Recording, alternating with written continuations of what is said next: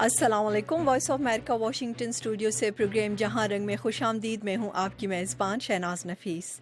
ये प्रोग्राम आप satellite Asia set 3 और हमारी वेबसाइट urdu.voa.com पर इस वक्त लाइव देख रहे हैं और रेडियो मीडियम वेव्स 972 किलोहर्ट्ज़ पर लाइव सुन रहे हैं। हमें कॉल करने के लिए हमारा टोल फ्री नंबर है 0800-777-89 नंबर कुछ देर में आपको स्क्रीन पर भी नज़र आएगा। और सामीन, आज के प्रोग्राम का आगाज़ होगा पाकिस्तान के सूबा पंजाब में कल एक पार्क में होने वाले ख़ुदकुश हमले से, जिसमें कहा जा रहा है, आज की इतलात ये हैं कि 70 से ज़्यादा अफराद जो हैं इस हमले में हलाक हो चुके हैं और 300 से ज़्यादा ज़ख्मी बताए जा रहे हैं। इस हमले की जहां पाकिस्तान के अंदर मुख्तलिफ़ सियासी जमातों के रहनुमाओं ने मज़म्मत की है, यहाँ अमरीकी महकमा ख़ारिजा, अक़वाम मुत्तहिदा के सेक्रेटरी जनरल, भारतीय वज़ीर आज़म नरेंद्र मोदी, बरतानवी वज़ीर आज़म डेविड कैमरन और रूसी सदर व्लादिमीर पुतिन ने भी इस हमले की शदीद अल्फाज में मज़म्मत की है और मुतासिरीन से हमदर्दी का इजहार किया है। प्रोग्राम के दूसरे हिस्से में इस्लामाबाद के रेड जोन में मुमताज़ कादरी के हामियों की तरफ से हुकूमत मुखालिफ धरने पर बात करेंगे और आखिर में, जैसा कि आपके इल्म में है, आपको मालूम है कि पाकिस्तान की एक तहकीकाती टीम जो है वो पठान कोट हमले के तफ्तीश के सिलसिले में इस वक्त भारत में मौजूद है। हम ये जानना चाहेंगे कि इस हमले की तफ्तीश में कितनी अब तक पेशरफ्त हुई है, उनकी आज सरगर्मियाँ इस पाकिस्तानी तहकीकाती टीम की क्या रही, इस पे हम बात करेंगे।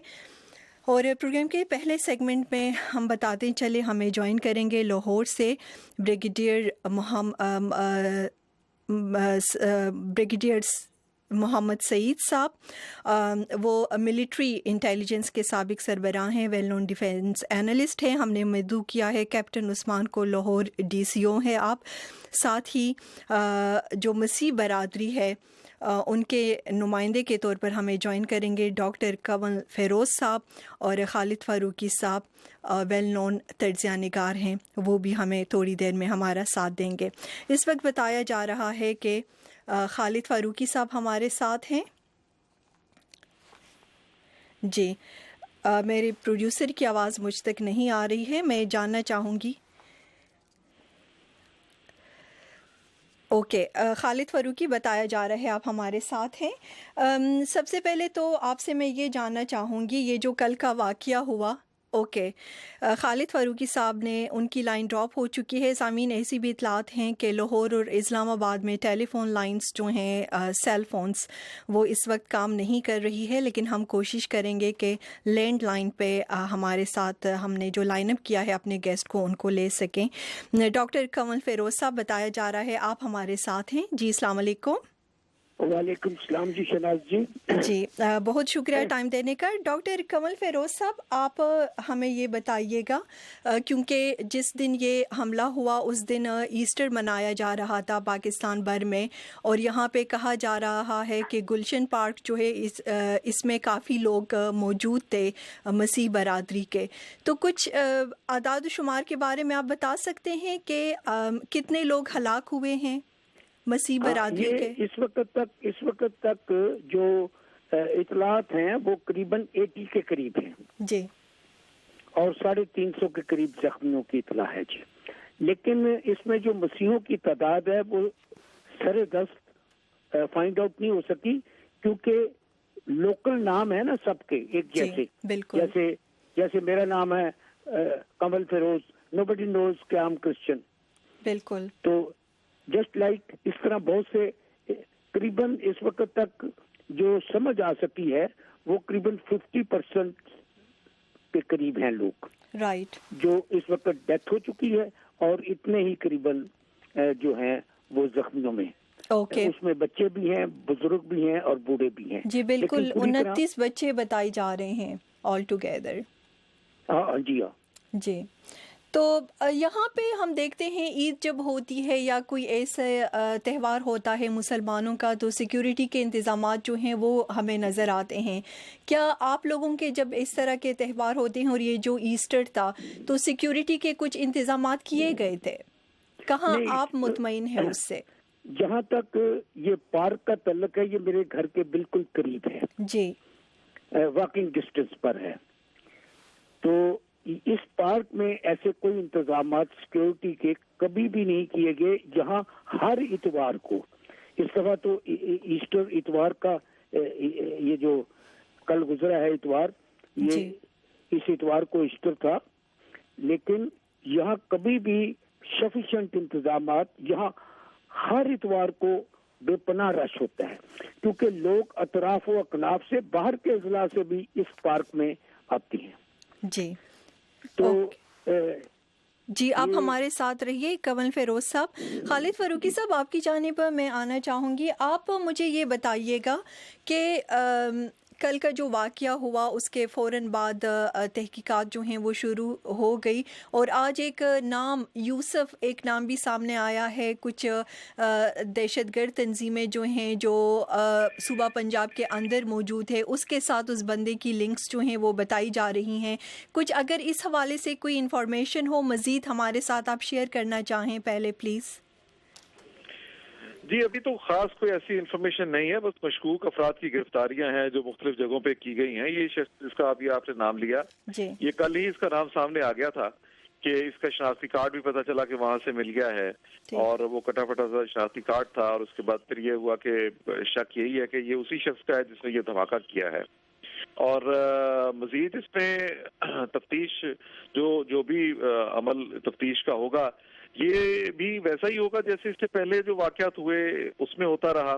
اصل میں ہمارے ہاں جو ابھی کنول فیروز جو بات کر رہے تھے سیکیورٹی کی، تو سیکیورٹی واقعی جو ہمارے ہاں ہوتی ہے وہ نہ ہونے کے برابر ہوتی ہے. اور یہ ہماری بڑی بدقسمتی ہے کہ پبلک پلیسز جو ہیں، اور یہ آپ دیکھیں پہلی بار کسی پارک کو نشانہ بنایا گیا ہے. اس سے پہلے تعلیمی ادارے نشانہ بنائے گئے تھے. اب لگتا یوں ہے کہ یہ دہشت گرد جو ہے وہ بالکل مطلب ایک طرح سے پاگل پن کی ایک انتہا کو چلے گئے ہیں کہ انہوں نے جس بھی جگہ کو سمجھایا اب اس کو ٹارگٹ کرنا شروع کر دیا ہے. اور اب انہوں نے جس چیز کو یہاں پہ نشانہ جس طرح سے بنایا ہے، تو اس میں میرا خیال ہے کہ ہمارے لیے شاید یہ ممکن نہیں نظر آتا کہ ہم اپنی سیکیورٹی کو سخت کرتے بھی رہیں، ہم اپنے حالات کو بہتر بنانے کی کوشش کرتے بھی رہیں.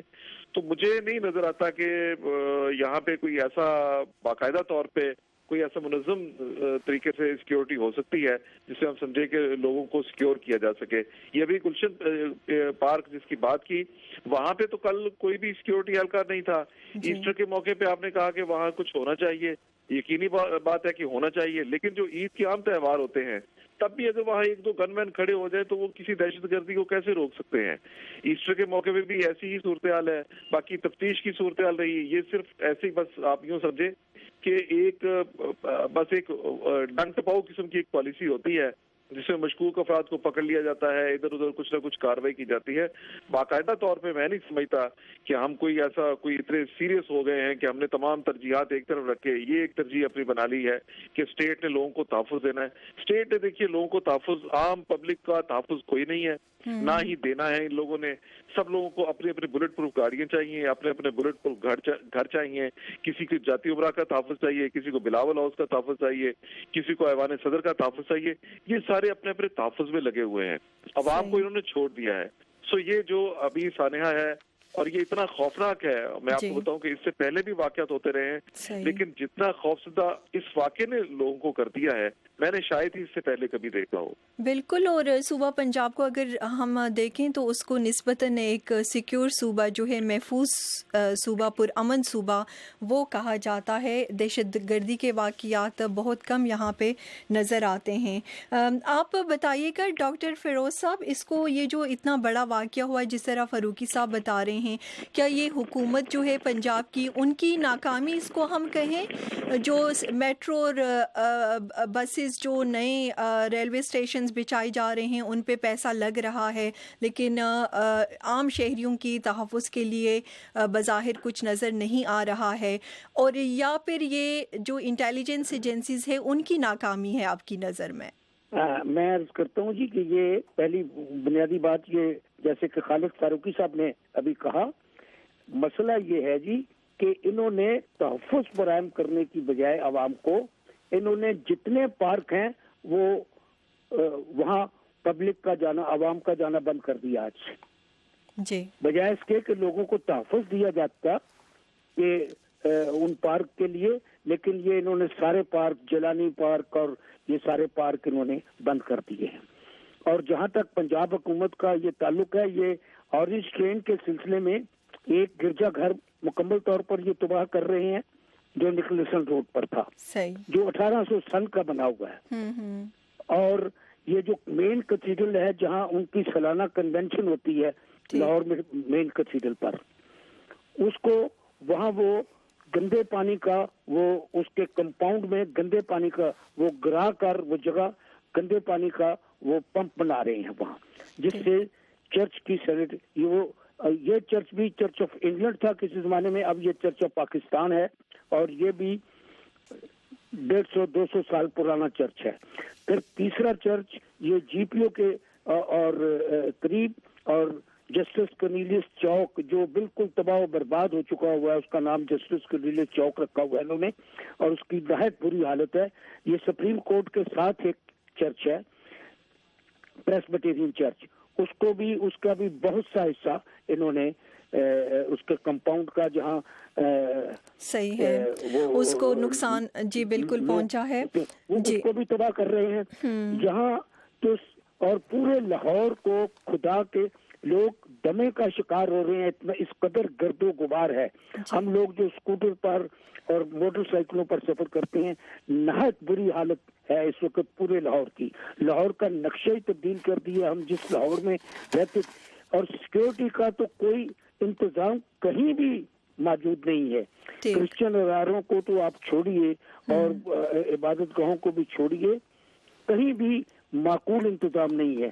ٹھیک جی، اوکے، آپ ہمارے ساتھ رہیے۔ پولیس کو انفارم کر دیا تھا کہ یہ پارکوں میں اس قسم کا ہوگا۔ اگر یہ انفارم کر دیا گیا تھا تو یہ سیدھی سادی سی نااہلی ہے انتظامیہ کی۔ اوکے آپ کے ساتھ بریگیڈیئر محمد سعید احمد، بالکل ان سے ہم پوچھتے ہیں، ان کی جانب ہم جاتے ہیں، بالکل لوگ بتائیں گے۔ لیکن جہاں تک پارک کی سیکیورٹی کا مسئلہ ہے، یہاں میں صبح روزانہ یہاں جاتا ہوں سیر کے لیے، لیکن جہاں کبھی سیکیورٹی کے آپ کا کہنا ہے کوئی انتظامات نظر نہیں آتے، اور ایسٹر جیسے تہوار کے موقع پر بھی کوئی کرنا چاہیے تھا نا۔ جی بالکل، آپ ہمارے ساتھ رہیے۔ ڈاکٹر کمل فیروز صاحب، بریگیڈیئر حامد سعید نے ہمیں جوائن کیا ہے، ان کو بھی ہم خوش آمدید کہتے ہیں، لیکن ان کی جانب جانے سے پہلے خالد فاروقی صاحب آپ سے ایک سوال یہ بتائیے گا، کیونکہ جی ایچ کیو میں بھی جنرل راحیل شریف صاحب جو ہیں ان کی صدارت میں ایک میٹنگ ہوئی ہے، حالات کا جائزہ جو ہے وہ لیا گیا ہے۔ اس کے علاوہ یہ بھی اطلاعات ہیں کہ وزیر اعظم نواز شریف صاحب جو ہیں انہوں نے اپنے سیکیورٹی جو ایڈوائزرز ہیں ان سے ملاقات کی ہے۔ کیا کسی خاص اب حکمت عملی کا اعلان کیا گیا ہے سیکیورٹی کے حوالے سے، دہشت گردوں کے خلاف کارروائی کے حوالے سے؟ دیکھیے، یہ بہت اہم اجلاس ہے جس میں پہلی بار یہ شاید طے کیا گیا کہ پنجاب میں بھی آپریشن کیا جائے، اور پنجاب کے ان علاقوں میں بالخصوص جب ہم دیکھتے ہیں کہ ہم بہت عرصے سے یہ کہتے رہے ہیں کہ پنجاب کے شہروں کے علاوہ جو ہمارا جو ساؤتھ پنجاب ہے، وہاں پہ دہشت گردوں کی باقاعدہ طور پہ یہ ہم کہہ سکتے ہیں کہ نرسریاں ہیں، اور وہاں سے ان کو پوری سپورٹ ملتی ہے، لیکن حکومت اس کو ڈینائی کرتی رہی تھی۔ اب بھی اگر میرا خیال ہے کہ اگر اس کو ایک پلاننگ کے تحت، ایک طریقے کے مطابق مایوسی پھیلائے بغیر میں نہیں سمجھتا کہ ہر بات میں ہم یہ کہہ دیں کہ یہاں بھی کچھ نہیں ہو سکتا، وہاں بھی کچھ نہیں ہو سکتا، لیکن یہ ہے کہ ظاہر ہے کہ یہ آپریشن جو ساؤتھ پنجاب میں اگر ہوتا ہے یا پنجاب کے مختلف علاقوں میں کیا جاتا ہے تو یہ وزیرستان سے بہت مختلف ہوگا۔ وہاں تو آپ کو پتا تھا کہ یہ دشمن ہے، یہ اتنے مسلح لوگ ہیں، ان کے اوپر کبھی ڈرون اٹیک ہوتا ہے، کبھی بمباری ہوتی ہے۔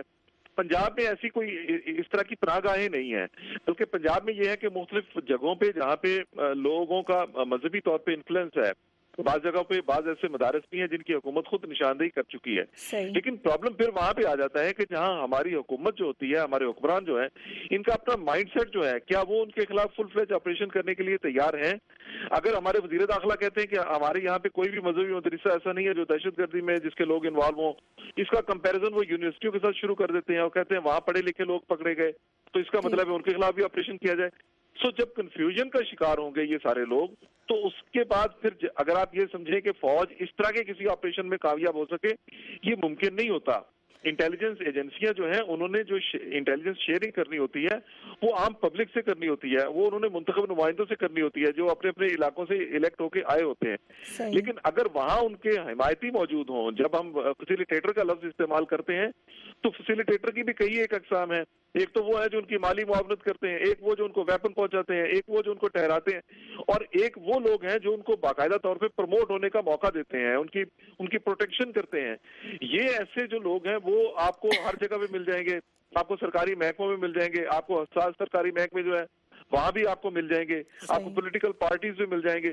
سو ایک مائنڈ سیٹ ڈیولپ ہو چکا ہے. اس مائنڈ سیٹ کو آپ کتنی, یہ آپریشن تو بیسیکلی اس کے خلاف کرنے کی ضرورت ہے. اور یہی مین کوسچن ہے خالد فاروقی صاحب کے حل کیا ہے اس مسئلے کا؟ وہ اتنا مضبوط ہوتا ہے, جیسے آپ اسلام آباد کا سین دیکھ رہے ہیں, تو جگہ جگہ پہ کن لوگوں کے خلاف یہ آپریشن کیا جائے گا جب ریاست کا مجموعی مزاج جو ہے, لوگوں کا مجموعی مزاج آپ نے اس طرح چینج کر دیا ہو, تو پھر میرا خیال ہے بہت سی چیزیں بہت مشکل ہیں.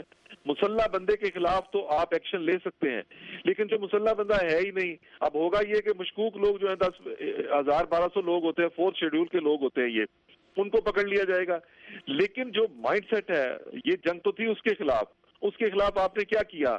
آپ نے یہاں لوگوں کو سیکیورٹی دینے کے لیے, میں پھر یہ کہتا ہوں, جب ہم عام ایشوز میں پڑ جاتے ہیں تو یوں لگتا ہے جیسے کہیں مخالفت ہو رہی ہے. میں یہ سمجھتا ہوں کہ لوگوں کو سیکیورٹی دی جانی چاہیے تھی.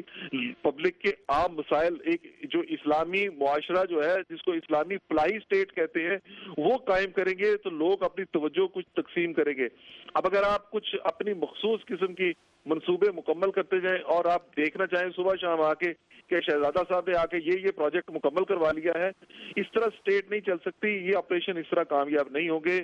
فوج نے آپریشن کا فیصلہ کیا ہے, بہت درست کیا ہے, لیکن جب تک اس کو سویلینز کی طرف سے, جب تک اس کو پوری سپورٹ نہیں ملے گی, مائنڈ سیٹ چینج نہیں ہوگے, تب تک ایسے آپریشن جو ہیں ان سے بھی پورا فائدہ نہیں مل سکتا. بالکل, آپ نے کئی اہم سوالات جو ہیں وہ اٹھائے ہیں خالد فاروقی صاحب, وہ آگے جا کے اس پہ ہم ڈسکشن کرتے ہیں.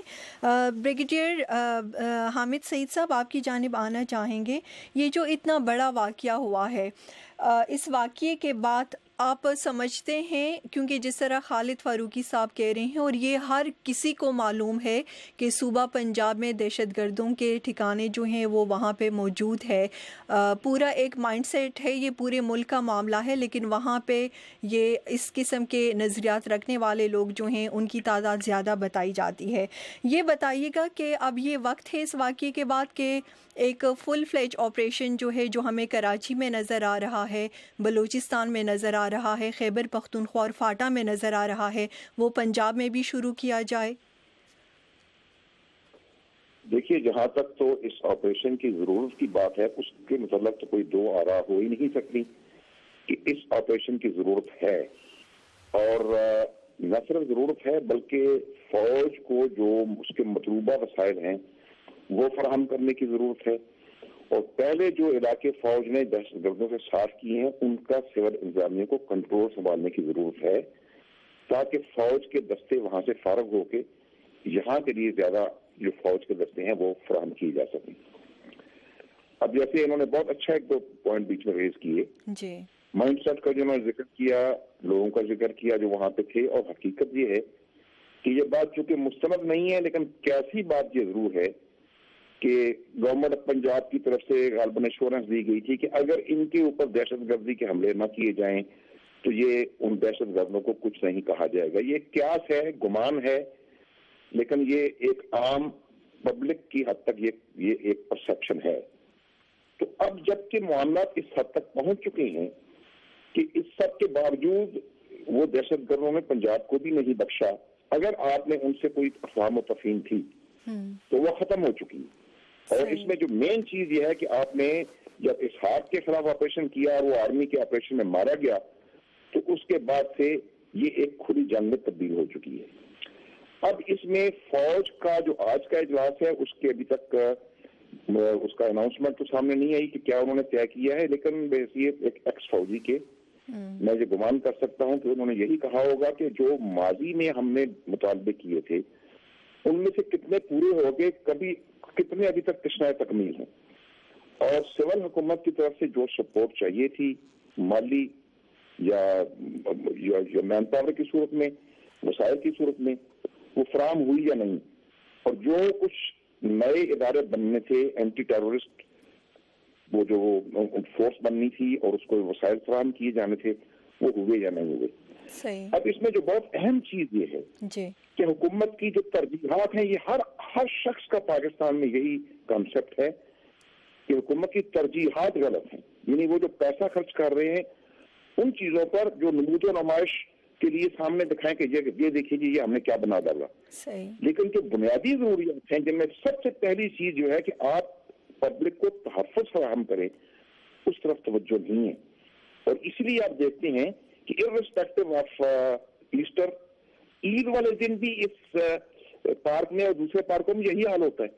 یہ ایک اتفاقی امر ہے کہ یہ ایسٹر والے دن ہوا تو اس میں کچھ عیسائی بھائی بھی مارے گئے اور اکثریت ان میں یہ اتفاقاً نہیں تھا. اگر ہم بریگیڈیئر صاحب یہاں پہ جماعت الاحرار جو ہے اس نے اس کی ذمہ داری قبول کی ہے اس خودکش دھماکے کی، اور اس جماعت کے جو ترجمان ہیں احسان اللہ احسان، اس نے باقاعدہ یہ کہا ہے، اس کا ایک بائٹ جو ہے وہ بھی موجود ہے، وہ باقاعدہ یہ کہہ رہے ہیں، یہ مان چکے ہیں کہ ہم کرسچنز جو برادری ہے اس کو ہم ٹارگٹ کرنا چاہ رہے تھے. چلیے ان کے پیش نظر یہ بات ہو سکتی ہے، میں اس سے کیونکہ یہ تو ان کا مقصد تھا یا انہوں نے اپنے لیے مقصد طے کیا تھا، لیکن اس کا جو نیٹ رزلٹ ہے ہم نے تو وہ بھی تو دیکھنا ہے نا.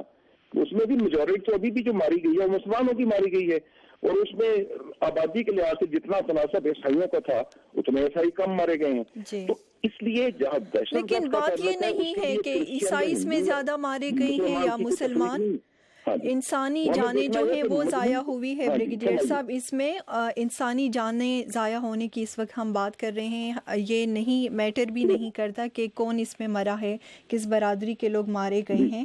ویسے کہا جا رہا ہے کہ 50% اس میں عیسائی ہی تھے، لیکن اب یہ ہے جس طرح خالد فاروقی صاحب نے کہا ہے کہ یہ تو ایک پورا مائنڈ سیٹ ہے.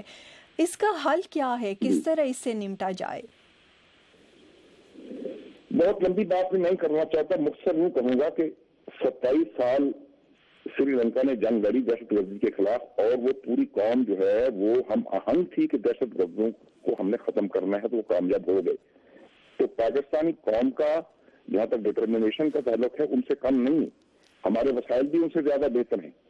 فرق یہ ہے کہ حکمرانوں کی ترجیحات کو پہلے درست کیا جائے، پہلے نمبر 1. نمبر 2 ہمیں تسلیم کر لینا چاہیے کہ ہم حالت جنگ میں ہیں. جب آپ یہ تسلیم کر لیں گے تو پھر سارے وسائل جو ہے وہ اس جنگ کے لیے آپ وقف کر دیں. آپ وہ بڑے منصوبے جو ہیں ان کو فی الحال ترک کر دیں اور پرائرٹی دیں ان منصوبوں کو جن میں عوام کا تحفظ جو ہے وہ یقینی بنایا جا سکے. نمبر 2 کہ مائنڈ سیٹ والا سلسلہ ہے وہ بھی ایک بہت لمبا سلسلہ ہے کہ آپ کو پورا ایک انٹیلیجنس نیٹ ورک چاہیے، بہت ایکسٹینسو، بہت وسیع، جو کہ ہر جگہ کی خبر رکھ سکے. اور یہ سارا ذمہ داری صرف ISI یا فوج یا ملٹری انٹیلیجنس کی نہیں ہے، اس میں آپ کی IB ہے، پولیس ہے، سول ادارے ہیں، اور بہت ساری پچھلے دنوں میں ایک پروگرام میں ذکر آیا تھا کہ 32 انٹیلیجنس ایجنسیاں ملک میں ہیں. تو ہر بار ہم ISI پہ ڈپینڈ جب کرتے ہیں تو باقی 31 کہاں ہیں، وہ کیا کر رہی ہیں، کس چیز کا سنبھال لے رہے ہیں، ان کی جواب داری کی جائے. ایک ہمارے کانسٹیٹیوشن میں پروویژن ہے کہ جو انٹیلیجنس ہے جس کی ساری کوآرڈینیشن ہوتی ہے نیشنل لیول پہ، وہ آج تک ہوئی نہیں ہے. تو یہ سب چیزوں کو جب کیا جائے گا اور گھر گھر کی خبر آپ کے پاس ہوگی تو آپ وہ چوکیدار نظام کو بحال کریں گے اور اس کانسٹیبل کو پتا ہوگا کہ اس علاقے میں کون آدمی گیا ہے، کون گیا ہے، کس کے گھر میں کیا کام ہو رہا ہے. تو پھر آپ اس مائنڈ سیٹ تک بھی پہنچ سکیں گے. اور ہمیں یہ بھی پتا ہے کہ انفارچونیٹلی اس کے اوپر ہماری جو دینی جماعتیں ہیں ان کا ذیل بھی مقسم ہے. وہ ابھی بھی انڈائریکٹلی کہیں نہ کہیں ان کو سپورٹ کر جاتے ہیں مائنڈ سیٹ کی حد تک، ہمدردی کے اظہار کرتے ہیں. بالکل جی، آپ ہمارے ساتھ رہیے. جی بالکل بریگیڈیئر صاحب ہمارے ساتھ رہیے. آپ کالرز کی جانب جانا چاہیں گے. لکی مروت سے انعام اللہ صاحب. جی السلام علیکم انعام اللہ صاحب. السلام علیکم میڈم. جی السلام علیکم. وعلیکم السلام. میڈم میرے 2 مختصر سوالات ہیں. جی. ایک سوال میرا یہ ہے کہ عوام کیا کریں گے؟ ایک طرف حکمرانوں کی ناانصافیاں ہیں، عوام بنیادی حقوق سے محروم ہے، دوسری طرف دہشت گرد ان کو مار رہے ہیں، تو عوام بیچ میں کیا کریں گے؟ دوسرا سوال میرا یہ ہے میڈم کہ پاک فوج کے سوا جتنے بھی ادارے ہیں وہ کولیپس ہو چکے ہیں، ان میں لوٹ مار کے سوا کچھ نہیں ہے. تو پاک فوج अकेले दहशतगर्दी या दहशतगर्दों को कैसे ख़त्म कर सकेगी। Thank you so much. जी बहुत शुक्रिया आपका। एक और कॉलर हैं शौकत अली अंजुम धारामाला से। जी अस्सलाम वालेकुम। उनकी लाइन ड्रॉप हो गई। मुरीद खान मियावाली से। जी अस्सलाम वालेकुम मुरीद साहब। अस्सलाम वालेकुम जनाब, बहुत शेयर कर रहा हूँ। ये सबसे पहले तो मैं मजम्मत करता हूँ ये दहशतगर्दी की, लेकिन ये जो है बातें कर रहे हैं तो बहुत आसान है, लेकिन काम करना बड़ा मुश्किल है। ये दहशतगर्दों को एक खुदकुश को कौन पकड़े जो अपने आप को खत्म करने वाला होता है। मैं कहता हूँ कि फौज जो है वो अफसला की बमबारी कर रही है, दुश्मन पर जो है उनको खत्म कर रहे हैं, तो उन्होंने भी कुछ अपना रद्द अमल जाहिर करना है ना जनाब, तो हमें खुद इसके लिए तैयार होना चाहिए। तो क्या तरक्याती काम पाकिस्तान में बंद कर दिए जाए? पाकिस्तान को तरक्की नहीं करनी चाहिए। पाकिस्तान जो है हर एक के पीछे एक बंदूक वाला खड़ा हो जाए तो फिर भी दहशतगर्दी खत्म नहीं हो सकती जब तक के यहाँ माइंड सेट नहीं किया जाता। ये हमारे मुल्ला हजरात, ये सियासतदान, ये फौज, सिक्योरिटी एजेंसियां सब मिलकर आवाम को ये गाइड करें कि भाई ये हम जंग में हैं, और ये खासकर रिटायर पुलिस अफसर और रिटायर फौज के जवान इनको भी शामिल करें साथ, तो अमन हो जाएगा। बहुत शुक्रिया कॉल करने का, बहुत शुक्रिया। दीर से लियाकतुल मुल्क साहब। जी अस्सलाम वालेकुम लियाकतुल मुल्क साहब। अस्सलाम वालेकुम जी शहनाज, हम अगर पाकिस्तान की तारीख को देखें तो हम 1947 से यानी पैदाइश के फौरन बाद इंडिया की तरफ से हालत जंग में हैं। इसमें किसी को भी शक नहीं है, क्योंकि कश्मीर का एक डिस्प्यूट जो बिल्कुल सारी दुनिया उसको मानती है। दूसरी बात यह है कि उन्होंने पाकिस्तान को तस्लीम नहीं किया था। वो बलूचिस्तान में बलूचों की आज़ादी और उनको बरगलाना और उनको ट्रेनिंग देना, ये उनकी राह 1965 में उसकी जंग के बाद उनकी इसकी इब्तिदा की गई, और मशरक़ी पाकिस्तान उसके नतीजे में चला गया, और इनकी को भी आलैदगी के लिए वो इस्तेमाल करें, दहशतगर्दों को ट्रेनिंग दे रहे हैं। आपका ताल्लुक लियाकतुल मुल्क साहब जमात इस्लामी से है, आप अपनी जमात के बारे में बताइएगा। क्या सिराजुल हक साहब जो हैं जमात इस्लामी के सरबराह, उन्होंने कादरी को जब फांसी चढ़ाई गई उन्होंने एक बहुत बड़े मुजाहिरे उसकी उन्होंने वो नहीं की, लीड नहीं किया उसको। गायबाना नमाज जनाजा जो है सिराजुल हक साहब ने किन किन का नहीं पढ़ा, किस किस दहशतगर्द का नहीं पढ़ा, बताएं मुझे। सिर को कत्ल करना नामूस रिसालत के बाद, ये अगर हम कहें तो आईन इसी माइंड सेट की बात कर रहे हैं खालिद फारूकी साहब, ब्रिगेडियर साहब, और जो आप बात कर रहे हैं इसी माइंड सेट की हम बात कर रहे थे। बहुत माजरत के साथ लियाकतुल मुल्क साहब, बहुत शुक्रिया कॉल करने का। जी और कौन है हमारे साथ? सुलेमानी साहब, मतीन सुलेमानी साहब। मतीन सुलेमानी बोल रहा हूँ लंडकोतल से। मैं मुख्तरम ब्रिगेडियर साहब से पूछ रहा हूँ कि आपने 46 साल डायरेक्टली हुकूमत की और इनडायरेक्टली लिए आपके सरसू है, अभी तक आपने इसका हल क्यों नहीं निकाला? और दूसरे मेहमान साहब ने कहा कि इस हमले से लोग बहुत घबराई हुई है, ये तो फाटा और खैबर पख्तूनख्वा में आए दिन हो रही है और आप अभी घबरा जाती है ना, इनका मुकाबला करना चाहिए ना। और इस तरह हालात जी बहुत शुक्रिया, चाहिए, बहुत शुक्रिया होना चाहिए, बहुत शुक्रिया। ऑपरेशन उसी खत्म नहीं हो सकता है। ओके बहुत शुक्रिया आपका। भी करी वो खत्म नहीं होंगे। ठीक, नेक्स्ट बल्कि इस सेगमेंट के आखिरी कॉलर हम लेना चाहेंगे खानक बर अफरीदी साहब कोहाट से। जी अस्सलाम वालेकुम। अस्सलाम वालेकुम जी। जी सर, देखा जाए तो जो हादसा हुआ लाहौर में और 72 लोग शहीद हुए हैं, इसकी जिम्मेदारी हुकूमत के वक्त पर है, क्योंकि काफी अरसे से हुकूमत को कहा जा रहा था कि पंजाब में दहशतगर्दों के खिलाफ ऑपरेशन जरूरी है, लेकिन हुकूमत आंखें छुपाती रही है। और इस वाक़े के बाद वज़ीर-ए-आज़म साहब अभी भी मजम्मत और जख्मियों की इयादत। अब जब तबाही हो जाए तो सब कुछ फौज के हवाले हो जाता है, अयाशी वज़ीर-ए-आज़म करे, वजीर करे। खालिद फारूकी साहब से मेरा एक क्वेश्चन है, आप महसूस नहीं करते कि हुकूमत अब तक किसी भी मसले में सीरियस नहीं है और लोग महसूस करते हैं इस बात को और हर मामले में नाकाम नजर आती है? अब ये मुनासिब वक्त नहीं है कि हुकूमत रहील शरीफ साहब के हवाले की जाए, क्योंकि अवाम की अक्सरियत बहुत शुक्रिया कॉल करने का, बहुत शुक्रिया। बनू से उमर अली। जी अस्सलाम वालेकुम। मैडम सलाम वालेकुम। वालेकुम अस्सलाम। जी मैडम अर्ज ये है कि पाकिस्तानी हुकूमत ने सब कुछ फौज के हवाले किया है, نہ تو وہ حکمران جو ہے وہ صرف اور صرف ہاتھ پہ ہاتھ دھرے ہوئے اپنے کرپشن میں لگے ہوئے ہیں، ان کو کوئی دنیا جہان کی کوئی چیز نظر نہیں آتی ہے، نہ تو عوام کی تحفظ کا ان کو خیال ہے اور نہ ہی عوام کی تکلیفات کا ان کو کوئی ازالہ کرنے کا خیال ہے۔ جی بہت شکریہ۔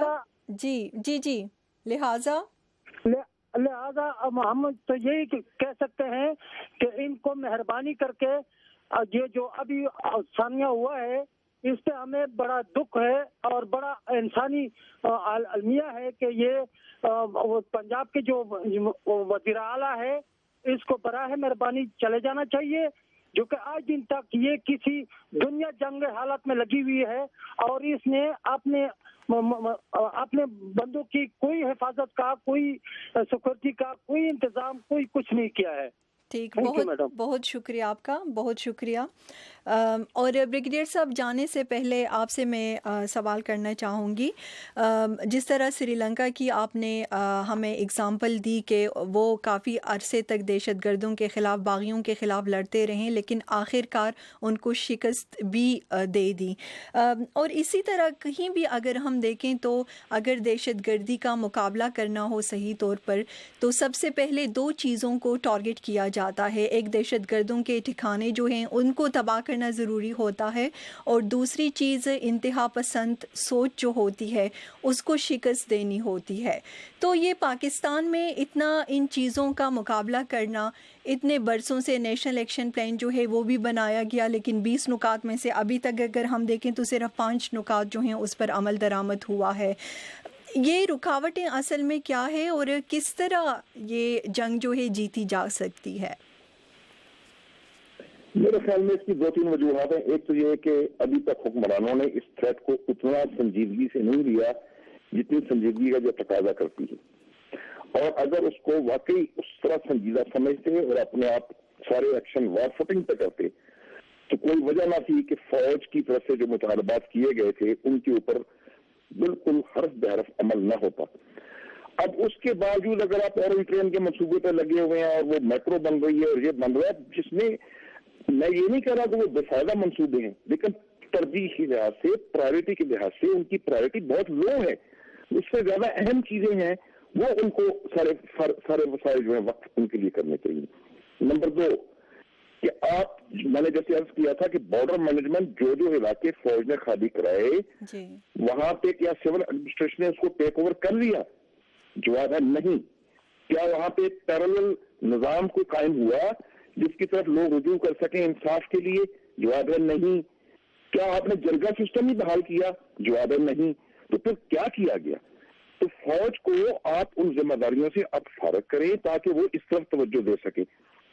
اب فوج کو آپ بڑھاتے بھی نہیں چلے جا سکتے، اس کی ذمہ داریاں بھی بڑھاتے نہیں چلے جا سکتے کیونکہ دیر از اے لمٹ، اس کے بعد وہ چیزوں کو مینج کرنا مشکل ہو جاتا ہے۔ تو یہ جو ہے، اور جیسے میں نے پہلے عرض کیا تھا کہ اس کے لیے انٹیلیجنس نیٹ ورک کو مضبوط کرنا انتہائی ضروری ہے، جس میں صرف فوج اور ایم آئی اور آئی ایس آئی وغیرہ نہیں بلکہ ساری انٹیلیجنس ایجنسیز میں جو نان سیریس ایلیمنٹس ہیں ان سے جان چھڑوائیں، ان کی اسکیننگ کریں، through them out, take it more seriously, اور اس کے بیچ میں آپ نئی بھرتی کریں، ایجوکیٹڈ لوگ لائیں، فوج کے ایکس ریٹائرڈ لوگوں کو ان کے بیچ میں لے لیں، ان کو لے کے یہ ذمہ داریاں ان کے حوالے کریں، وہ زیادہ سیریسلی، زیادہ سنجیدگی سے اس کو لیں گے اور انٹیلیجنس نیٹ ورک کو مضبوط بنائیں گے۔ جب انٹیلیجنس نیٹ ورک مضبوط بنے گا تو بڑی حد تک ان واقعات کا ازالہ ہو سکے گا۔ ظاہر جب واقعہ ہی نہیں ہوگا تو پھر باقی آپ کو جو ابھی کیٹاسٹرافی کا سامنا ہے یہ بھی نہیں کرنا پڑے گا، اور جو کوآرڈینیشن موجودہ ایجنسیوں میں ہے اس کی شدید کمی محسوس ہو رہی ہے۔ ہر ایک اپنا انڈیپینڈنٹ کام کر رہا ہے، کوآرڈینیٹنگ ایجنسی ہے ہی نہیں ہے جس کے اوپر نیشنل لیول کے اوپر سب ایجنسیاں اکٹھی ہو کے بولیں کہ یہ ہماری فائنڈنگ ہے، یہ فوری طور پر ایک دوسرے کو مطلع کر سکیں۔ ابھی تک اس کا کوئی وجود نہیں ہے، اگر کوئی کہتا ہے تو جھوٹا دعویٰ ہے۔ میرے خیال میں اگر یہ سب چیزیں ہو جائیں تو اس کے بعد جو آپ نے پہلی بات کہی تھی اور پھر آخر میں وہی بات سامنے آئی کہ مائنڈ سیٹ کو چینج کرنا، جیسے آپ نے بولا کہ جماعت اسلامی ایک ماڈریٹ جماعت سمجھی جاتی ہے، لیکن اس نے بھی یہ 40ویں میں بھی حصہ لیا اور جنازے بھی پڑھائے اور سب جگہ موجود ہوئے، تو پھر وہ مائنڈ سیٹ تو وہی رہا کہ کیا ایک بندہ صرف یہ کہنے سے واجب القتل ہو جاتا ہے کہ اس قانون میں کچھ سکم ہے اور اس کو درست کرنے کی ضرورت ہے؟ ہم ساری یہ تو قابل قبول نہیں ہونا چاہیے. اس کا آپ توہین رسالت کے ساتھ کیسے اس کے ساتھ ملا رہے ہیں؟ اس میں توہین رسالت تو ہوئی نہیں ہے. ہاں توہین رسالت تو کرتا ہے, ثبوت ملتا ہے, بائی آل مینز وہ کورٹ کا کام ہے کہ اس کو سزا دے. یہ نہیں کہ آپ اپنے ہاتھ میں بندوق لے کے اپنی عدالت میں ڈالے اور ہر بندہ دوسرے کو مارنا شروع کر دے کہ اس نے توہین رسالت کی ہے. تو اس مائنڈ سیٹ کو ٹھیک کرنے کے لیے ان علماء صاحبان کو بلانا چاہیے, سینٹرلی ان کے ساتھ کو بات چیت کرنی چاہیے کہ خدا کے واسطے پاکستان اگر رہے گا تو آپ کی جو مدارس کی سربراہی وہ بھی قائم رہے گی اور آپ کی سیاست بھی قائم رہے گی. اگر خدا نخواستہ پاکستان کے وجود کو زخم پہنچی تو آپ بھی نہیں رہیں گے اور کچھ بھی باقی نہیں رہے گا. بہت شکریہ بریگیڈیئر حامد سعید صاحب آپ کا. اس سے پہلے سامعین آپ نے سنا ڈاکٹر کنول فیروز صاحب کو ان کے بھی ہم شکر گزار ہیں. خالد فاروقی صاحب آپ سے میں آخری سوال یہ کرنا چاہوں گی, بہت بڑا یہ واقعہ ہوا ہے, یہ بتائیے گا کہ اس کے بعد پنجاب حکومت جو ہے وہ ان سے کیا توقعات آپ رکھتے ہیں؟ کیا وہ کسی مربوط ایک حکمت عملی کے ساتھ آگے آئیں گے؟ کیونکہ بے شمار تنظیمیں جو ہیں انتہا پسند وہ پنجاب میں اس کی موجودگی بتائی جاتی ہے, تو ان کے خلاف کارروائی کے لیے آپ سمجھتے ہیں کہ کوئی سیریسنس صوبائی لیول پہ آئے گی اب نظر؟ دیکھیے ابھی جو بریگیڈیئر صاحب بات کر رہے تھے اس پہ کئی ایک باتیں غور طلب بھی ہیں اور حکومت کو بھی اس پہ غور کرنا چاہیے, توجہ دینی چاہیے. بنیادی طور پہ ایشو یہ ہے کہ جب ہم یہ کہتے ہیں کہ آپ اپنی ترجیحات کو تبدیل کریں, ترجیحات میں سب سے پہلی ترجیح جو ہوتی ہے وہ ریاست اپنے عوام کا تحفظ کرتی ہے, ان کی صحت, ان کی ایجوکیشن, اس کا خیال رکھتی ہے. لیکن تحفظ دینا سب سے پہلی اور بنیادی ذمہ داری ہے. اگر کسی جگہ پہ کسی شخص کو احساس تحفظ نہیں ہے تو وہ وہاں پہ کیوں رکے گا, وہاں پہ کیوں ٹھہرے گا, اس کو اچھا کیوں کہے گا؟ یہ ایک بنیادی سوال ہے. اب ہم اس طرف آ جائیں کہ ہم لوگوں پہ کتنا پیسہ خرچ کرتے ہیں. اس پورے لاہور شہر میں کسی ایک جگہ بھی اگر آپ کہیں, چند ایک جگہوں کو جو ایکسیپشنل کیسز ہوتے ہیں, حکمرانوں کی اپنی جگہیں جو ہوتی ہیں ان کو چھوڑ کے آپ مجھے بتائیں کسی جگہ پہ سیکیورٹی کا کیا سسٹم ہے؟ کیا یہاں کسی جگہ پہ سیکیورٹی کیمرے نصب ہیں؟ کیا یہاں پولیس کو کوئی ٹریننگ ایسی دی گئی ہے؟ آپ نئی سے نئی ایک وہ بنا کے پولیس کی فورس لے آتے ہیں, لیکن اس طرح کی ابھی ایک ڈولفن فورس یہاں پہ بنائی ہے اسٹریٹ کرائم کے لیے, لیکن اس طرح کی فورسز تو آپ مختلف ناموں سے پہلے بھی لاتے رہے ہیں. کیا اس سے لاہور شہر میں کرائم کی شرح جو ہے وہ رک سکی؟ اسی طرح دہشت گردی کے واقعات کو روکنے میں آپ کو اب تک کتنی کامیابی ملی؟ جب بھی کبھی دہشت گردوں نے چاہا, یہ ٹھیک بات ہے کہ جب ایک خودکش بمبار آ جائے گا تو اس کو روکنا ممکن نہیں ہوتا, لیکن آپ کی سیریسنس کئی ایک چیزوں میں سامنے آتی ہے. آپ محض اس ایک واقعے کو سامنے رکھتے ہوئے ایک دم سے آپ کہیں گے آپ ہاسپٹل میں پہنچ گئے. یہاں تو یہ ہے کہ پبلک کی سیکیورٹی, جب ہسپتالوں میں یہاں بیڈ ہی نہیں تھے, کل ہسپتال جو ہیں وہ جو مریضوں کو ایکسیپٹ نہیں کر رہے تھے, وہ یہ اور ظاہر کیپیسٹی نہیں تھی وہاں پہ. یہاں پہ لوگوں کو ہسپتالوں میں جب وہ چلے جاتے ہیں اس کے بعد وہ مر جاتے ہیں, اس لیے کہ زخمیوں کا علاج نہیں ہو پاتا. اس لیے جب ہم جو لوگ یہاں پہ کہتے ہیں کہ بھی آپ نے ہسپتالوں میں لوگوں کو صحت کی یہ سہولت کیوں نہیں دی, تو اس طرح کی ایمرجنسی کے لیے بھی ہوتی ہے. آپ میٹرو بناتے رہیں, آپ بسیں لاتے رہیں, آپ جو مرضی کرتے رہیں, آپ اپنی شان و شوکت دکھاتے رہیں, آپ بڑی بڑی بلڈنگز بنائیں, لیکن ابھی پہلے بنیادی چیزیں لوگوں کو دے لیں, اس کے بعد یہ کام کریں.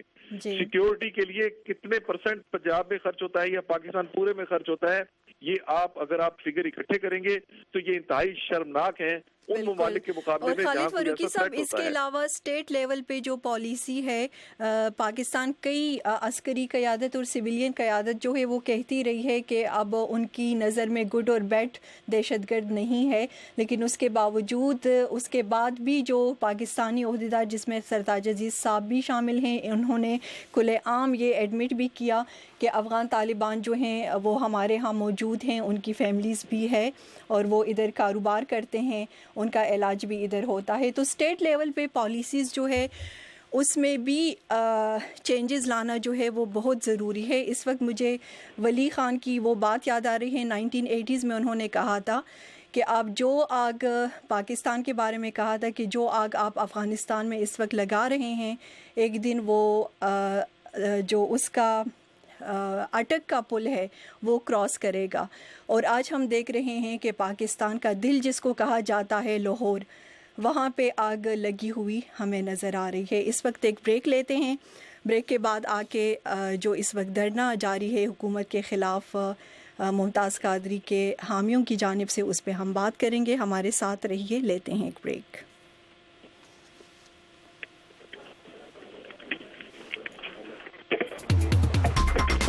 व्हाट्सएप पाकिस्तान, क्या सीन है पाकिस्तान? जानिए facebook.com/VOA Urdu या twitter.com/Urdu VOA। हमसे राब्ता कीजिए urduvoa.com पर। व्हाट्सएप पाकिस्तान, क्या सीन है पाकिस्तान? urduvoa.com।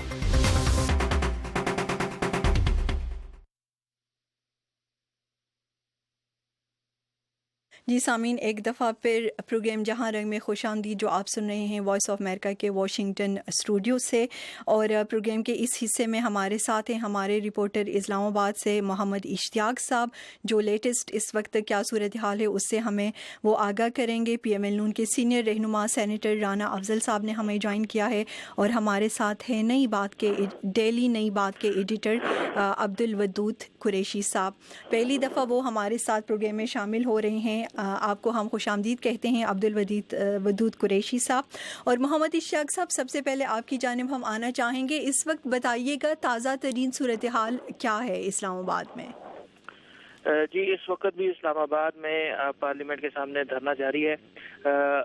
अब से कुछ देर पहले, चंद घंटे कबल, कुछ वहाँ लाउड स्पीकर नस्ब कर दिए गए। अब जो धरने में जो शामिल लोग हैं उनकी क़यादत भी वहाँ मौजूद है और अब वो पुरजोश तकारीर कर रही हैं। इस वक्त कोई कशीदगी तो नहीं है, यानी जो धरने में शामिल मुजाहिरीन है वो उसी जगह बैठे हुए हैं। इर्द गिर्द के इलाकों में पुलिस मौजूद है। रेड जोन में पहले ही से कल रात से फौज तैनात है। अब इस वक्त वजीर आज़म नवाज शरीफ का कौम से खिताब भी जारी है और उन्होंने इसी ही जानिब इशारा करते हुए कहा है कि लोगों की जानो माल और अमलाक को नुकसान पहुंचाने वालों को इंसाफ के कटहरे में लाया जाएगा। और उनका कहना था कि अगर अब तक जो नरमी बरती गई है वो हुकूमत की इस नरमी को किसी सूरत भी कमजोरी ना समझा जाए। जी, इश्तियाक साहब, अपने बारे में बताइए कि आप अभी किस तरह फील कर रहे हैं, क्योंकि आपको भी चोट लगी थी इन प्रोटेस्ट्स में रिपोर्टिंग कवरेज के दौरान। जी, वो जैसे कि जब जहाँ ये हो रहा है, मुजाहिरीन इकट्ठे हैं, उसके इर्द गिर्द का तमाम इलाका तकरीबन बंद है, कंटेनर खड़े कर दिए गए हैं, तो मुश्किल ही रास्ते से वहाँ पहुँचा जा सकता है। तो दिन को जब मुजाहिरीन से बात करने के लिए वहाँ गए तो उस दौरान ये चोट आई, लेकिन अब मैं बहुत बेहतर। चलें, आप अपना ख्याल रखिएगा, हमारी दुआएं आपके साथ हैं और ज़्यादा टाइम भी आपसे नहीं लेना चाहेंगे। बहुत शुक्रिया आपका। राना अफजल साहब, आपकी जानिब हम आना चाहेंगे। कल से ये प्रोटेस्ट हो रहे हैं, ये बताइएगा आप लोगों की हुकूमत की हिकमत अमली क्या है, किस तरह इससे निपटा जाएगा, क्योंकि ये लोग तो अभी तक मौजूद है वहाँ पर। बहुत शुक्रिया। बज़ाहिर हिकमत अमली यही है कि हम इनको मज़ीद एजुकेट ना करें और जो इनकी इस वक्त हाइपर फीलिंग्स हैं उनको हम सबसाइड करने की कोशिश करें और इनको एहसास हो कि कौम इनके साथ नहीं है इस मौजूद के ऊपर और कौम इन चीज़ों को डिफरेंटली देखती है। तो मैं यही समझता हूँ कि बजाय इसके कि फोर्स यूज की जाए, जो कि बहुत आसान काम होता है, और रिस्ट्रेंट करना जो है वो बहुत ही मुश्किल काम होता है। तो नवाज शरीफ साहब ने इन तमाम इस किस्म के वाक़यात के ऊपर रिस्ट्रेंट और रियलाइजेशन बाय द पीपल इस चीज़ को प्रेफर किया है कि लोग रियलाइज करें कि वो गलत कर रहे हैं और उनके साथ कौम नहीं है। पहले भी इस किस्म के धरने हुए और आज भी ये धरने हैं, तो आप देखेंगे कि कौम इनके इनका फैक्शन है, इनका अपनी एक कम्युनिटी है जो प्रोटेस्ट कर रही है, लेकिन पूरी कौम इसकी सपोर्ट में नहीं है। जी, आप अब्दुल वदूद कुरैशी साहब हमें बताइएगा कि क्योंकि ये सुनने में आ रहा है कि 12 बजे का अल्टीमेटम जो है वो भी इन प्रोटेस्टर्स ने दिया है, तो आप इन लोगों के, ये जो मुजाहिरीन यहाँ पे लोग जमा हैं, इनके मेन मुतालिबात जो हैं वो क्या हैं? देखिए, इनके एक तो पहली बात तो ये है कि जब मुमताज़ कादरी का जनाजा था तो पुरअमन तौर पे लियाकत बाग से लेके उसकी कब्र तक हुआ, اب جب اس کے چیلم کا موقع تھا تو جب یہ جلوس چیلم کے ختم کرنے کے بعد اس کی قبر پہ جانا چاہ رہا تھا تو راستے میں راولپنڈی اور اسلام آباد کے درمیان ان پر بہت شیلنگ کی گئی اور اس کی وجہ سے لوگ مشتعل ہوئے اور وہاں پر 200 سے زائد لوگوں کو پکڑا گیا. تو اس کے پر احتجاج کرنے کے لیے لوگ جو ہیں وہ پارلیمنٹ کے سامنے اور اسلام آباد میں آئے. اگر یہ بے وقوفی نہ کی جاتی تو وہ وہاں پر مزار پر جانے کے بعد سیدھے واپس آ جاتے, کیونکہ سنی بریلوی یہ جو لوگ ہیں یہ کبھی احتجاج نہیں کرتے, کسی جھگڑے میں ملوث نہیں ہوتے, لہٰذا یہ انتظامیہ کی بے وقوفی کی وجہ سے یہ واقعہ پیش ہوا. ان کے مطالبات میں سب سے پہلی بات یہ ہے کہ ہمارے 200 جو لڑکوں کو اور نوجوانوں کو جو مختلف شہر کے مختلف ملک کے مختلف حصوں سے آئے تھے ان کو رہا کیا جائے. ہمارے ان لوگوں کے ساتھ مقدمات ختم کرنے کیے جائیں. ہم پرامن طور پر آئے تھے اور اس وجہ سے ہم یہ کہنے میں حق بجانب ہے کہ ہم احتجاج کرنے تو آئے نہیں تھی, ہم تو چیلے میں شرکت اور مزار پر حاضری کے لیے آئے تھے. لہٰذا ان لوگوں کو رہا کیا جائے اور آئندہ پاکستان کو کسی قسم کی سیکولر اسٹیٹ جو ہے وہ بنانے کی کوشش نہ کی جائے. اور یہ حکومت بھی کوئی ایسا ارادہ نہیں رکھتی کہ وہ سیکولر اسٹیٹ بنائے. لیکن میاں نواز شریف صاحب کے جو ساتھی ہیں وہ ان کو مستقبل کا اندازہ نہیں ہے. وہ یہ کہتے ہیں کہ میاں نواز شریف صاحب آپ قدم بڑھاؤ, ہم آپ کے ساتھ ہیں, ان کے خلاف سخت ایکشن لیں اور آئینی ہاتھوں سے نپٹا جائے. تو اس قسم کے مشورے انہیں مروانے کے مترادف ہیں. لوگوں میں نفرت پیدا ہوگی. ان لوگوں کو ایک بھی ان سے مذاکرات کر دیتے تو یہ لوگ اٹھ جاتے. میں ان کے جلسے جلوس میں 2-3 بار گیا تو دیکھا کہ وہ لوگ متشدد اس طرح نہیں ہیں. لیکن حکومت نے ممتاز قادری کے جنازے پر چیلم پر کل رات بھی اخبارات کو روکا گیا, ٹی وی چینلوں کو کوریج کے لیے پیمرا نے سختی سے منع کیا. لہٰذا وہ سمجھتے ہیں, ان کے مظاہرین وہ سمجھتے ہیں کہ شاید میڈیا ہماری کوریج نہیں کر رہا. لاکھوں کی تعداد میں اس کے مجمع میں لوگ تھے لیکن 3 کالم سے زیادہ خبر لگانے کی اجازت نہیں دی گئی. ٹی وی چینلوں کو کہا گیا کہ بلیک آؤٹ کرو. اوکے ٹھیک. یہ رانا افضل صاحب یہ بتائیے گا, ایک تو بالکل یہ جو ہے قصوروار ٹہرایا جا رہا ہے حکومت کو کہ پیمرا نے اجازت کیوں نہیں دی میڈیا کوریج کی. یہ جو اتنا بڑا پروٹیسٹ ہو رہا تھا اس کے پیچھے حکومت کی آخرکار سوچ کیا تھی, اور کیا آپ ایگری کرتے ہیں جس طرح کہہ رہے ہیں عبدالودود قریشی صاحب کے اس پوری چیز کو مس ہینڈل کیا حکومت نے, ورنہ حالات جو ہیں وہ اس نہج پر نہ پہنچتے؟ نہیں, میں نہیں سمجھتا کہ حکومت نے مس ہینڈل کیا ہے اور اس چیز کو ایک ایشو بنانے کی کوشش کی گئی. وہاں پہ میٹرو کے جو ٹرمینل تھے ان کو توڑا گیا, وہاں آگیں لگائی گئی اور ان کے اوپر ہمارے گورنمنٹ کے پاس ویڈیوز ہیں اور وہ جو ویڈیوز کی فوٹیج تھے آپ آئیڈینٹیفائی کر سکتے ہیں کہ کن لوگوں نے کیا کیا. اور یہ کہنا کہ جی ہم نے یہ نہیں کیا, کسی اور فورس نے آ کے وہاں پہ کر دیا, تو یہ سارے ایک ایسے جو ایجنڈاز ہوتے ہیں ٹارگیٹ اچیو کرنا چاہتے ہیں. ایک پاکستان کے اندر انفارچونیٹلی ہمارے ہاں جو سول لائف ہے لوگوں کی وہ بہت ساری فورسز اس کو ڈسٹرب کرتی ہیں. تو یہ جو میں نہیں سمجھتا کہ ان کے چیلم کے حد تک کوئی کسی کو پکڑنا چاہ رہا تھا یا کسی کو انہوں نے چیلم کی اجازت لی, ان کو اجازت مل گئی, اس کے بعد انہوں نے اسلام آباد کی طرف مارچ شروع کیا اور میٹرو کے اسٹیشنز کو جلایا. کیوں جلایا گیا, کیوں توڑا گیا؟ پاکستان کی ایک غریب ملک ہے, ہم ڈیولپمنٹ کرنا چاہ رہے ہیں پاکستان میں, تو وہ پھر اور یہاں تک ہمارے اوپر الزام لگتا ہے کہ یہ ان چیک جو ہے اسلام آباد تک پہنچ گئے. یہ تو خود ایک ثبوت ہے کہ اگر ان کے ساتھ راستے میں سختی کی جاتی تو یہ اسلام آباد کیسے پہنچ جاتے. یہ کوئی اتنی بڑی فورس نہیں تھی جس کو روکا نہیں جا سکتا تھا. تو یہ ایک طرف تو آپ لوگوں نے شروع میں کیوں نہیں روکا سینیٹر صاحب, شروع میں آپ لوگوں نے کیوں نہیں روکا؟ سختی ہوئی ہے, کوئی سختی نہیں ہوئی. جی, شروع میں آپ لوگوں نے کیوں نہیں روکا؟ یہ یہاں تک کس طرح یہ مظاہرین جو ہیں پہنچ گئے پارلیمنٹ تک؟ کیونکہ کچھ ادارے ایسے ہوتے ہیں جن کی سمبولک ویلیو ہوتی ہے, تقدس ان کا ہوتا ہے, تو اس طرح دعویٰ بولنا پارلیمنٹ پہ, یہ میرے خیال میں اس سال میں 3ری دفعہ ہوا ہے آپ لوگوں کی حکومت کے دوران. تو اس کو روکا کیوں نہیں گیا؟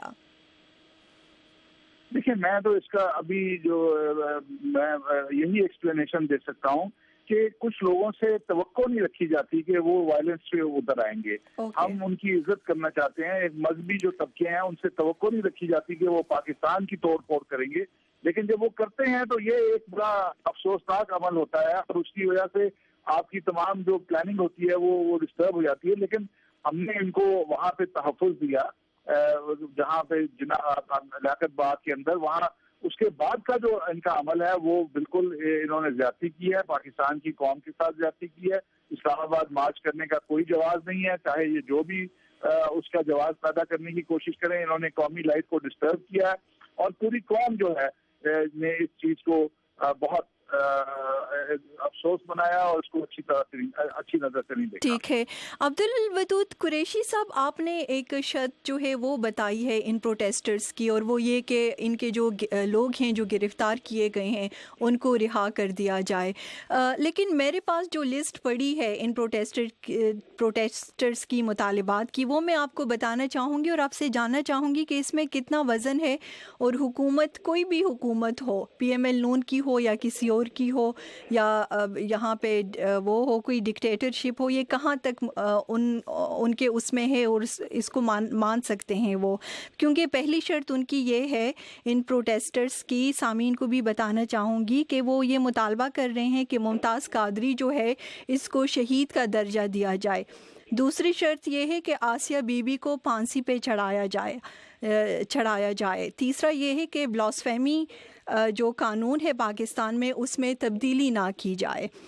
چوتھا یہ ہے کہ شریعت جو ہے، جو ان کا خود ساختہ شریعت ہے، وہ نافذ کی جائے. اور آگے پھر ہے کہ ممتاز قادری کو جس سیل میں رکھا گیا تھا اس کو ثقافتی ورثے کا درجہ دیا جائے. اور پھر یہ کہ میڈیا جو ہے اس کو کنٹرول میں رکھا جائے، یا ان کا جو ان کے بقول پروٹیسٹرز کے الفاظ میں ان کا قبلہ سیدھا کیا جائے. تو کہاں تک ان میں وزن ہے، اور یہ کون سی حکومت ہوگی جو وہ ان شرائط کو مانے گا؟ دیکھیں 9 مطالبات ہے. بنیادی طور پہ یہ مطالبات کی تعداد تو اس لیے زیادہ رکھ دی جاتی ہے تاکہ کچھ منظور کیے جائیں. جہاں تک ہے کہ شہید ان میں تو ایک مجھے آپ بتائیں جو ماننے کے قابل ہو آپ کی نظر میں، کوئی ایک شرط مجھے بتا دیں آپ. جی، ایک تو بات یہ ہے کہ وہ بلاسفیمی کے لا میں تبدیلی نہ کی جائے. وہ کوئی ممکن ہی نہیں ہے کہ اس حکومت میں کوئی آدمی جو بلاسفیمی کے لا کو تبدیل کر سکے. جہاں تک ہے شریعت کا نافذ کیا جائے. تو یہ جو موجودہ آئین اور قانون ہے، اس میں سوائے چند ایک چیزوں کے باقی تمام کے بارے میں علماء کہہ چکے ہیں کہ یہ شریعت کے عین مطابق ہے. کوئی ایک دو سود کے معاملات ہے، اگر وہ اس کو متبادل کر دیا جائے، یہ ایسی چیزیں نہیں ہیں. باقی جہاں اس سیل کو قومی یادگار، یہ بھی ممکن نہیں ہے. آسیہ بی بی کو عدالت نے اگر اس کو کیا ہے، سپریم کورٹ میں اس کی اپیل ختم ہوگی تو پھر پتہ لگے گا کہ اس کو کیا کرتے ہیں اور پھانسی دی جا سکتی ہے. باقی معاملات ویسے ہی ہیں. اصل بات تو اگر لوگوں کو یہ رہا کر دیتے ہیں، ان کو کہہ دیتے ہیں کہ نہیں، لیکن ابھی تک ان سے کسی نے بات کی نہیں ہے. ان کو اگر بات کریں، یہ مطالبات ایسے ہی. سینیٹر صاحب، آپ لوگ بات کریں گے اگر یہ لوگ اسی طرح بیٹھے رہیں کئی دنوں تک، تو کیا مذاکرات جو ہے وہ آپشن موجود ہے، آپ لوگوں نے رکھا ہے؟ دیکھیں، ہم تو چاہ رہے ہیں کہ ریزن شڈ پریویل، جو ہے ریزنیبل بات ہو اور وہ پریویل ہو، اور جو بھی ڈیمانڈ ہوتی ہیں وہ حکومت جو ہے وہ پاکستان کی قوم کی نمائندہ ہے، اور حکومت بھی قوم کی پلس کے اوپر اپنی انگلیاں رکھے ہوئے ہے کہ قوم کیا چاہتی ہے. لیڈرشپ جو ہے وہ اپنے پاس سے بھی فیصلے نہیں کرتے، وہ قومی امنگوں کے فیصلے کرتے ہیں. تو میں سمجھتا ہوں کہ سود کے اوپر انہوں نے کہا کہ ختم ہونا چاہیے. تو ہمارے پاکستان میں اسلامک بینکنگ جو ہے وہ سب سے زیادہ پروگریسو بینکنگ ہے. اس کا گروتھ ریٹ جو ہے دوسرے بینکوں کی بینکاری کے مقابلے میں بہت زیادہ ہے. تو آپشن تو ہیں اسلامک بینکنگ کی. اب ایک دم ہم دنیا سے کٹ آف تو نہیں ہو سکتے. تو یہ سارے کام ہو رہے ہیں، اور ہماری حکومت جو ہے اس کو تو سینٹرل رائٹ پارٹی آپ کہہ سکتے ہیں، اور ہم تو خود اسلامی طبقوں کے اندر، مذہبی طبقوں کے اندر دوسروں سے زیادہ مقبول ہیں. تو اللہ کا شکر ہے. لیکن یہاں تو ایک لیڈرشپ بنانے کی کوشش کی جا رہی ہے جو کہ میں سمجھتا ہوں نہ ملک کے مفاد میں ہے نہ ان کے اپنے مفاد میں. بہت شکریہ سینیٹر رانا افضل صاحب آپ کا، اور عبدالودود قریشی صاحب، آئندہ بھی انشاءاللہ آپ سے بات ہوگی پروگرام میں. بہت شکریہ، آپ کے بھی ہم شکر گزار ہیں. اس وقت سامعین بریک لیے بغیر، کیونکہ ٹائم کم ہے، ہم دہلی چلتے ہیں جہاں سے ویل نون تجزیہ نگار اور سینئر صحافی ظفر آغا صاحب ہمارے ساتھ ہیں. السلام علیکم ظفر آغا صاحب. جی وعلیکم السلام. جی بالکل ٹھیک، شکریہ سر. ظفر آغا صاحب، آپ کو جس طرح کے معلوم ہے کہ اس وقت پاکستان کی ایک تحقیقاتی ٹیم جو ہے وہ بھارت میں موجود ہے اور پٹھان کوٹ حملے کی تفتیش کے سلسلے میں وہ وہاں پہ ہے. یہ بتائیے گا، کل یہ ٹیم پہنچی ہے، آج اس ٹیم کی سرگرمیاں جو ہیں وہ کیا رہیں، کتنی پیش رفت ہوئی ہے اس تفتیش میں؟ دیکھیں، बड़ा मेजर्ड रिस्पांस है गवर्नमेंट ऑफ इंडिया का और गवर्नमेंट और हिंदुस्तानी मीडिया का, इन द सेंस के आज दिन में तो ये रिपोर्टिंग मुस्तकिल होती रही मीडिया में, खुसूसन कि पाकिस्तान की एक ऐसी टीम यहाँ मौजूद आ चुकी है। उनकी जो एक्टिविटी रही, मेन एक्टिविटी उनकी जो रही वो हमारे NIA यानी नेशनल इन्वेस्टिगेशन एजेंसी, जो हमारे यहाँ काउंटर टेरर और टेरर से मुताल्लिक सिक्योरिटी के मामलात की सबसे अहम तंजीम इदारा है उसके साथ उनके मेंबरान के साथ, उनके आला अफसरान के साथ उनकी बातचीत हुई। और सबसे दिलचस्प बात यह है कि इसके जो सरबराह हैं अजीत डोवाल, जिन्होंने हिंदुस्तान और पाकिस्तान के दरमियान मोदी हुकूमत के आने के बाद मुज़ाकरात की सिलसिले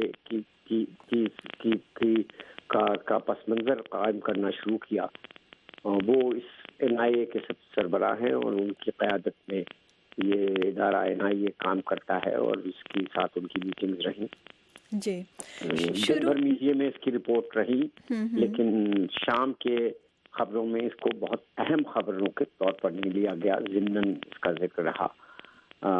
लेकिन सियासी सतह पे मैं समझता हूँ कि ये एक इंतहाई अहम और बहुत ही लैंडमार्क डेवलपमेंट है। इससे पहले ना आपको याद होगा कि जब बॉम्बे पे हमला हुआ था, उसके बाद दोनों मुल्कों के दरमियान तकरीबन जंग के माहौल बन गए थे, ताल्लुकात एक दूसरे के बिल्कुल ख़त्म हो गए थे और लगता था, जैसे मैंने अभी अर्ज किया, कि जंग हो जाएगी।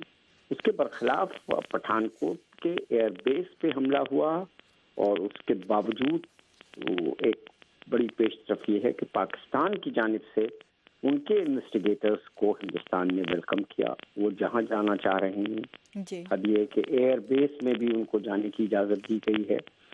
ये मैं समझता हूँ कि बहुत बड़ा डेवलपमेंट है इस एतबार से कि यहाँ ये हमारी जो सियासी लीडरशिप है उसको इस बात का अंदाज़ा है कि पाकिस्तान में ऐसे अनासर मौजूद हैं जो हिंदुस्तान के साथ टेरर एक्टिविटी करने के बाद, टेरर अटैक स्पॉन्सर करने के बाद ताल्लुकात को बेहतर नहीं होने देना चाहते। यानी हिंदुस्तानी क़यादत में नरेंद्र मोदी गवर्नमेंट ने ये फैसला किया है कि इस किस्म की कि पठानकोट जैसी हरकतों के बावजूद पाकिस्तान के साथ ताल्लुकात बेहतर करने की कोशिश की जाती रहेगी। जी, तो कल जिस तरह आपने भी कहा कि ये जो टीम है पाकिस्तानी तहकीकाती टीम, इनको इजाज़त दी गई है और ये पठानकोट जो हैं कल वहाँ जाएगी, तो क्या पठानकोट जिस तरह पहले भारत का ये कहना था कि पठानकोट के हर हिस्से में इनको जाने की इजाज़त नहीं मिलेगी, क्या उस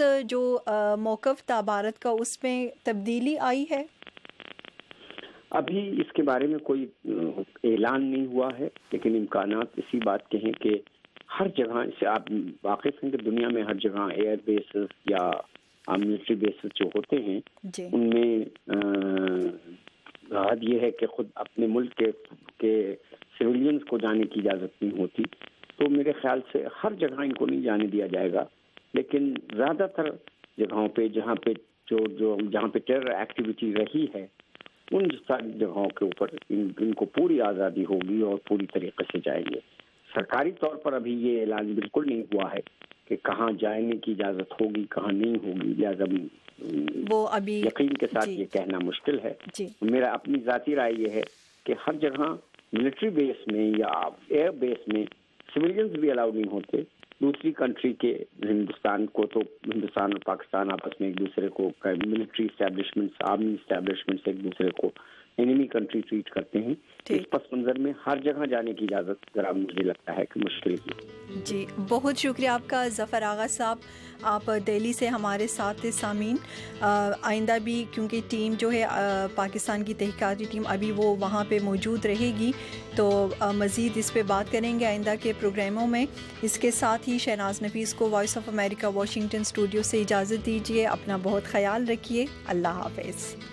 इस प्रोग्राम में जो नुक्ताए नज़र पेश किए गए वो खालिसतन हमारे मेहमान शुराका के थे और वो वॉइस ऑफ अमेरिका के मौक़िफ़ या अमरीकी हुकूमत की पॉलिसी की नुमाइंदगी नहीं करते।